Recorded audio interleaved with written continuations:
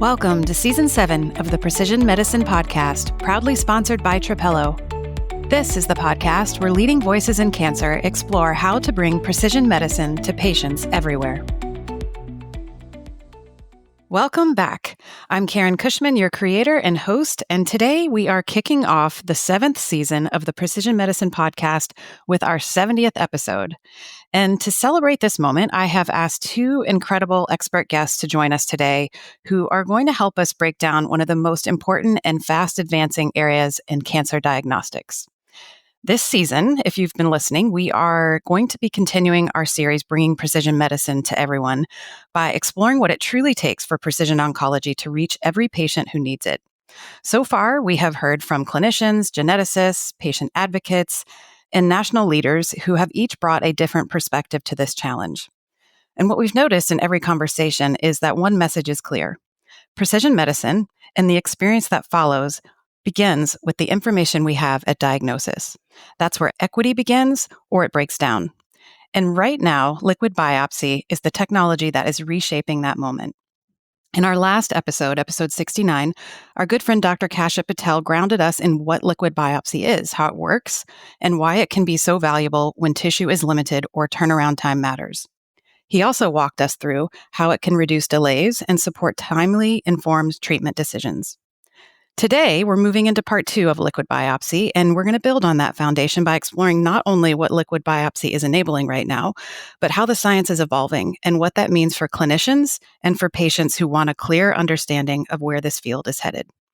There's new applications in MRD, fragmentomics, resistance monitoring, and early detection. These are all really accelerating quickly, and staying grounded in this momentum can be challenging. So to help us break down and make sense of that moment and what it means for real-world practice, I am, again, excited to be joined by two leaders at the forefront of this work for a true bench-to-bedside conversation. Our first guest is the Director of Medical Oncology and Associate Director for Early Phase Clinical Trials at the James Comprehensive Cancer Center at The Ohio State University. He has served as President of the International Society of Liquid Biopsy for the past 4 years and is really a global force in translational research. Dr. Christian Rolfo, welcome back to the Precision Medicine Podcast. Thank you, Karan. It's a pleasure to be here. Wonderful. And you are joined by your close collaborator from the Rolfo Lab, a medical oncologist and postdoctoral researcher who is helping drive really the next wave of liquid biopsy innovation. He's focused in resistance mechanisms and therapy monitoring in lung cancer. You both are focused in lung cancer. He is also the author of multiple papers, including one published earlier this year in the Journal of Liquid Biopsy describing the current snowball effect of discovery in this field. Dr. Roberto Borea, welcome. Thank you so much, Karan. It's a pleasure to be here with Dr. Rolfo discussing about liquid biopsy. Wonderful. I appreciate it. Well, so as we dive in, and it's my nature to have a little bit of a monologue here, but I do want to really just set the stage for what we've learned so far from our first episode 69 with Dr. Patel, and really just the basis of precision medicine. For many, it seems like it's just here. We're trying to get our arms around it, especially for patients, but it is here. And as is liquid biopsy, it is no longer a futuristic idea. And as Dr. Patel highlighted in part 1, it really is transforming care, supporting treatment decisions when tissue is scarce. It's driving faster answers for fast-moving, maybe turbo cancers, as he described it. And now we're looking at minimal residual disease assessment and resistance monitoring, and even perhaps earlier detection, which is all very exciting. But there's real challenges associated with this technology as well. There's variability and sensitivity across tumor types. Obviously, there's a lack of standardization in lab methodologies and reporting. Reimbursement is another area of inconsistency, let alone a very crowded testing landscape. So again, it's just difficult to operationalize, especially in the community setting. So today, picking up where we left off, not just looking at what liquid biopsy can do, but what's happening right now and how we can get these advances into everyday practice. So let's dive in. So Dr. Rolfo, going back to your history, again, we're saying precision medicine, all this started 25 years ago, right? But things are compounding and happening faster. And we see publications like the Journal of Liquid Biopsy being launched. So 2 years ago, you and Dr. Umberto Malapale wrote that liquid biopsy had already significantly revolutionized the management of advanced stage cancer patients. So we're sitting here today. How has that statement evolved? It is something that we see almost, I hate to say almost, that we see as considered standard of care. So we're seeing that adoption reflected beyond academic centers and into community settings. But how has that statement evolved to where we are today? Yeah, and that's a great question. We saw nowadays that liquid biopsy is part of our clinical practice, and we have already FDA approved indications, not only for the use of liquid biopsy also, but the companion diagnostics. So nowadays we are using liquid biopsy in the area that we are talking about, that is lung cancer, the area that we are working. Liquid biopsy is very important for distinguish targets and go for treatment for these patients. And then obviously we are talking about monitoring the response of these treatments. Not only lung cancer. Recently, for example, the idea to go for MRD, minimal residual disease, is very attractive. And in the last Congress in ESMO, we have a big data coming from a bladder cancer trial that is called the INVIGOR-001. That is a trial that is not only trying to identify the MRD, but also giving the opportunity to have a treatment with immunotherapy. So I think it's not more the future, it's the present. We are still, as you say in your introduction, we are still looking for improving sensitivity in some areas, especially, for example, in some areas of minimal residual disease, but also early detection. I think that will be a crucial point of the liquid biopsy to distinguish these patients and to talk about cure. That is what we want to do in cancer. Wonderful. Absolutely. So, Dr. Borea, let's just talk about the snowball effect that you described earlier this year in the Journal of Liquid Biopsy, just following on there. That article was, I think, really interesting. It's again talking about a moment where the science of liquid biopsy seems to be accelerating faster than ever. Can you talk about what's driving that acceleration and why does it matter right now for patients and clinicians? Yeah, so the snowball effect was a kind of a provocation title because the snowball effect is something that it keeps growing, and more it grows, more it's difficult to stop. And that's what we believe liquid biopsy has been in the last couple of years. So we are really start using blood samples to detect the ctDNA and other biomarkers, but now we are really moving from detection to intervention of liquid biopsy. We are working with a young committee on doing review about liquid biopsy, and the last year have been publishing more than 1,400 articles about liquid biopsy. So we are really seeing this field growing day by day, and we see that in articles, but also in different conferences. And this is driven by the new technology that are coming, and we have more accessibility. So we are not keeping the ctDNA analysis or the liquid biopsy analysis in the university institution, but we are also using liquid biopsy in the community practice, and this is growing and needs to keep growing the time. And so this is what we wanted to give this idea to the people that want to read our articles, that this is growing and it needs to keep growing because this is a new possibility for our patient to improve their treatment and their access to new drugs. Well, so before we get into, I want to be sure today that we really break down what we mean by the different areas around the opportunity for liquid biopsy, the different modalities, and because there's a lot packed into this. But before we do that, let's just recognize that there are some real world barriers, as I mentioned in the intro. From your vantage point, maybe Dr. Rolfo, we'll start with you. What do you think are those biggest barriers, whether it's technologically, operationally, or clinically? How can we get through some of those and enable broader use in everyday practice? Yeah, I think one of the major barrier that we can see is first of all, is the education. So because we have the technology, we are already in the technology, Right. able to practice. And as I said before, FDA approved indications for the use of liquid biopsy and part of our guidelines. But the problem is that still education, how we are implementing liquid biopsy. We was talking in 2021 in the ILCS, the guidelines for liquid biopsy. We spoke about the sequential approach, the complementary approach, but it's still something that is not really applicable. So that is one of the things: education for the interpretation, education for the application. The other important barrier is also in the case that we don't have reimbursement. And I think that this financial reimbursement could be a problem for some areas in the world, and that is something that we need to recognize. The other barrier that is also important is, as you say, the application of the technology in some cases that is still not ready. So We saw that there are commercialized some technologies that are, for example, for early detection, that the sensitivity is not accurate to have still a clinical application as we would like to. So we need to be also responsible for that. And this is part of what we are doing in the Society of Liquid Biopsy, educating people, community. And obviously the patients need to be also educated what we are able and capable to do with this liquid biopsy. Dr. Borea, would you like to add some context there? No, I think the real-world application is something that, as Dr. Rolfo said, we are seeing that more institutions and also in the community practice, we are trying to implement the liquid biopsy. Of course, we need to standardize all these assays that we are doing because I'm thinking as a community practice physician, I want something that has been standardized in bigger institutions before using. So what the ISLB is doing is try to standardize all these assays and make the people know what can be trusted when doing the analysis for liquid biopsy. And I think this is really the next step to make all the accessibility in the real world setting to everyone to liquid biopsy.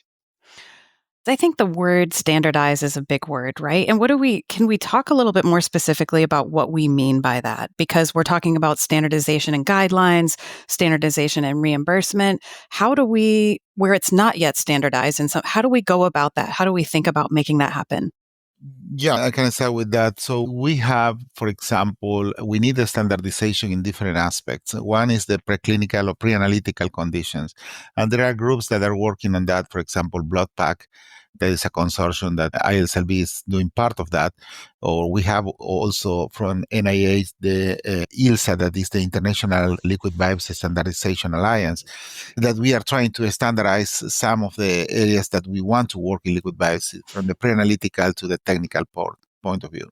Then we need to be careful also what are the inclusion of liquid biopsy in clinical trials. For example, the standardization of the endpoints, how we can really take the advantage of liquid biopsy and how we can transmit that in a meaningful part in clinical trials. So that's are the aspect that we are working on, and also obviously technologically trying to get the sensitivity and specificity that are required to make sure that the results are compatible with what is really happening in the cancer process. The Precision Medicine Podcast will return right after this. With the explosion of new discoveries in precision medicine, how can clinicians keep pace to know which biomarkers will guide cancer treatment decisions? Trapelo knows. Trapelo is the only decision support platform used by oncologists, labs, and payers to resolve the complexities of precision medicine in real time, eliminating treatment gaps for patients. Trapelo knows who to test, when to test, which tests to order, the preferred labs to use, and how to connect biomarker results to the right therapies. It also knows which tests and treatments align with health plan policies, streamlining prior authorization, reducing delays and costs, and unlocking the full promise of high-quality, personalized cancer care. Visit trapelohealth.com to learn how you can give cancer patients the most appropriate, evidence-based treatment options when time matters most. So, one area you presented on at ISLB was the role of ctDNA tumor fraction dynamics in longitudinal monitoring, and particularly for early resistance detection. Can you explain how this works and what it could mean for intervening earlier or adjusting treatment before clinical progression becomes visible? Yeah, and it's a great question. So tumor fraction is one of the new definitions that we have for liquid biopsy, and doesn't need to be confused with the variant of allelic fraction. So the variant of allelic fraction is the total DNA that we have in the sample, and that could be confusing because we have different components there of the DNA. But the tumor fraction is an algorithmic calculation that we are trying to cancel all the genomics noise that is behind. So, for example, germline mutations, clonal hematopoiesis, that could be confounding factors, and get directly the quantity of DNA that we have real in the bloodstream. So this tumor fraction is helping us to, first of all, answer one of the questions: is the liquid biopsy informative or not? And that is falling in another definition that commonly with patients, we have that the patients could be known shedders of ctDNA. And sometimes it's not that they are not shedders, it's that the liquid biopsy was not informative. Then we tried to extrapolate this tumor fraction as a biomarker, and that is what we was doing. And Dr. Borea was presenting our work in the conference, where we put there the idea to tracking this tumor fraction value during the treatment, specifically in patients that we are not able to distinguish any biomarker or they are not able to receive even immunotherapy. So this is a very, very selected population that unfortunately they don't have access for any of the reasons to immunotherapy or targeted therapy. So having at least a biomarker how we can distinguish responders or non-responders is very attractive. So we will hear more and more about tumor fraction, and actually some companies are trying to put that in the report when they have the report of the liquid biopsy that was performed for our patients. So you will see that, our doctors community will see that more and more, and we will try to get this as a biomarker for predictive and also prognostic, Elliot. Dr. Borea, do you want to add any color there? Yeah, I mean, Dr. Rolfo already explained very well what tumor fraction is and the study that we presented at the ISLB Congress in Orlando. And we see that about the standardization that we talked before, I think also the language that we use when we define the liquid biopsy, like the VAF, the tumor fraction, this is important. And it's one of the effort that the ISLB is carrying, because we want really to have a standardization of the language when we are talking about liquid biopsy. And also, as Dr. Rolfo said, we are seeing more and more company and study focusing on tumor fraction. At ASCO has been presenting a study by Julia Rotov on the non-small cell lung cancer patient treated with Pembro, and they were decision-making driven by the reduction of tumor fraction below 50%. And this is what means really knowing about the role of the tumor fraction when we are detecting ctDNA in the blood. Well, so Dr. Borea, backing up a little bit, I kicked us off by saying that we're talking about lung cancer and first looking at liquid biopsy as an opportunity in an advanced disease. But it isn't just that. We're now seeing rapid progress in early detection, right? Including emerging assays for colon, prostate, breast as well, potentially. What are you seeing in that area as far as the latest data, and how close are we to bridging this early stage application into more routine clinical pathways, do you think? This is a very relevant question, because if you see in the literature in the last couple of years, is exploding the role of the early detection, because when we do early detection, we can really cure our patient. And so having an early detection of a tumor can give us the opportunity to do a radical surgery, radical radiotherapy, or maybe even starting early treatment. We are working also in our project internally in our institution about early detection for non-small cell lung cancer. So there are different techniques. You can use methylation is growing a lot, as well as, again, tumor fraction. But we are really focusing on methylation and the epigenomic signature of the blood samples that we can, the ctDNA that we can detect. And I think this is the best opportunity for our patients. But we need to be very focused on when you do early detection, to select the right population that you want to perform your test, because of course everything that we are doing comes with a higher cost. So what is very important is making this cost effective to do the right test for the right patient at the right time. Absolutely. Dr. Rolfo? Yeah, so for early detection, we need to be very careful still. There are several attempts. We have very good data coming from different sources, as Dr. Borea says, so fragmentomics and RNA, for example. So we are not still in the 100% where we need to be. So very careful still for the application, because if we have still some false negative or even some false positive, could be a problem. So we need to be still waiting. There are a lot of efforts, and I hope that we will have in the next 2 years some technology that is ready to be in the clinical practice as we want to, with the results that we want to. So building on this, I think another area of innovation and excitement really, and also debate, is the multi-cancer early detection arena. It's obviously a big frontier in liquid biopsy. What do you think are the realistic timelines here for this? And what do the scientific hurdles look like? How should clinicians be thinking about MCED in the near term here? Yeah, no, this is a great question, because we saw it. There are already in commerce some of the technologies that are affording multi-cancer detection.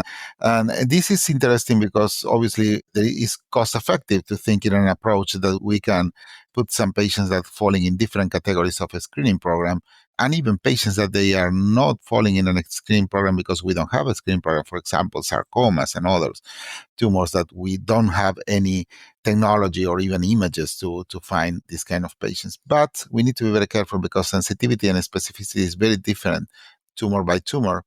And one fit for all will be difficult to have at 100% specificity that we need. So when we are talking early detection, the most important concept is the specificity that need to be very accurate and very high, more than 95%, in order that what we see is really true, we can say.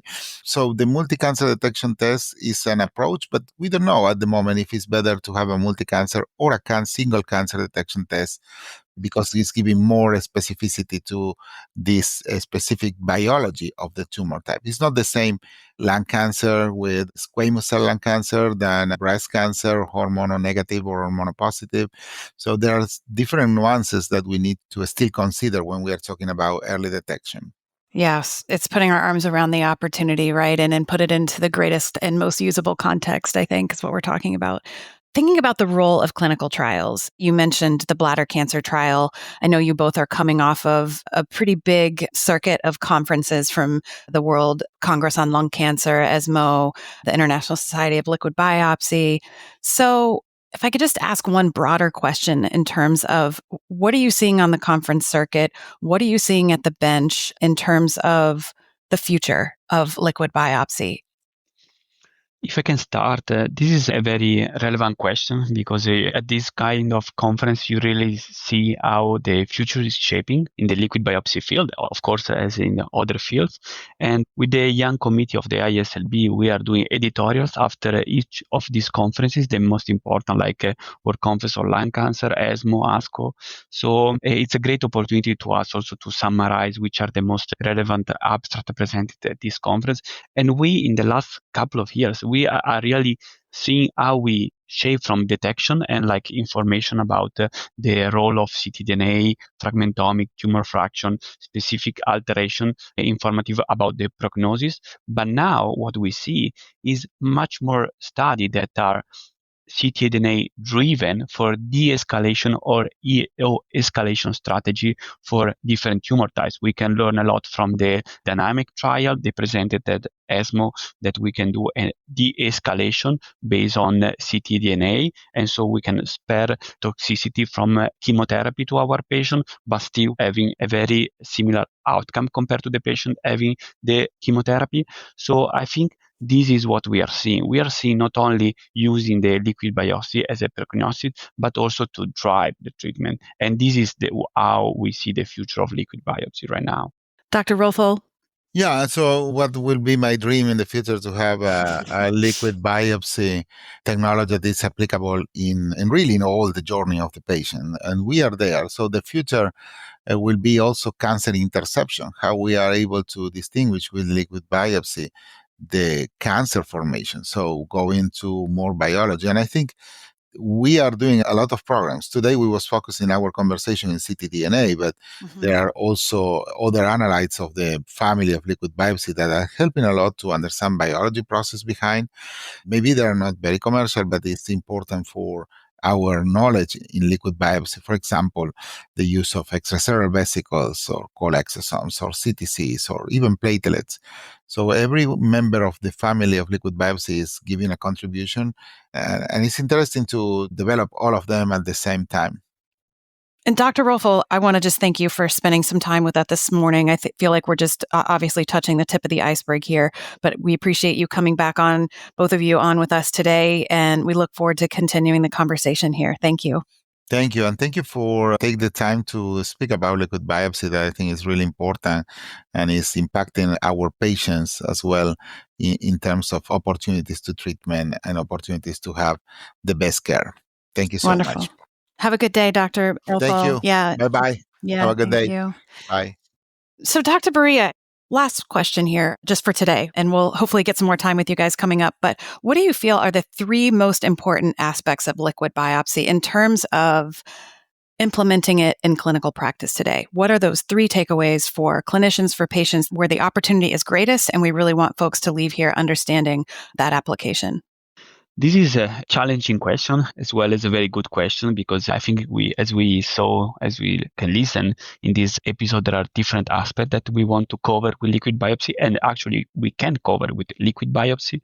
For sure, MRD detection and using MRD for guiding the treatment with de-escalation and escalation strategies. This is one of the most important aspects that we are seeing in the trial, and we see more and more trial design based on liquid biopsy, as well as we discuss early detection. This is a very important aspect. And also, we maybe didn't have time to discuss more about the turnaround time that the liquid biopsy compared to the tissue, as well as the lack sometimes of tissue availability for specific NGS analysis in the clinical practice. So we can really use a liquid biopsy as an informative assay to start new treatment for the patient, and also having a smaller turnaround time compared to tissue. We know that we can use for starting treatment in non-small cell lung cancer for EGFR patient. Now we recently saw the approval of in patient with breast cancer or monopositive HER2 negative that we can detect ESR1 alteration after the first line of treatment. So we really see how liquid biopsy can be informative in different stage of the different disease, and we need to keep moving in these directions to continue implement liquid biopsy, because we will be able to treat the patient faster and better. Absolutely. Well, Dr. Borea, I want to thank you very much for your time. And Dr. Rolfo, it is certainly exciting times in precision medicine in this space of liquid biopsy. It's difficult to get our arms around it in a single episode, obviously. And so we look forward to having you back. Just one last question. What is the best way for folks that want to follow you both? Where are you most active on social media, where folks can find your articles and just kind of keep a pulse on what you're up to? For sure, we use it, both of us use it a lot, and as well as LinkedIn. We also have our account for our lab, the Rolfo Lab on X. And I would suggest also to follow the ISLB account in both LinkedIn and X, because I think we are posting a lot of information. Also, we are working on a newsletter for people that are member of the ISLB, and this will be very informative for people that are interested in liquid biopsy. Awesome. Well, I look forward to more. I know that Dr. Rolfo is passing the baton of being president of the International Society of Liquid Biopsy over to Dr. Malapale, and so he's going to have a lot more time on his hands now. More progress at the bench, right? Yeah, definitely. Wonderful. All right. Well, thank you, Dr. Borea. Have a wonderful day and weekend, and we'll be back in touch with you. Thank you. It was a very pleasure to be part of this podcast with you and Dr. Rolfo. Wonderful. Thank you. You've been listening to the Precision Medicine Podcast, sponsored by Trapelo. Trapelo is the first clinical decision support tool to align the interests of oncologists, labs, and payers to give patients the best chance at beating cancer. To learn more, visit gettrapelo.com. We invite you to join the conversation on social media. You can find us on LinkedIn at the Trapelo Company page, also on X, formerly Twitter, at PMP by Trapelo, and you can also find us on YouTube at the Precision Medicine Podcast channel. If you know someone who would enjoy the Precision Medicine Podcast, please share it. They'll thank you, and so will we. We hope you'll tune in for the next episode.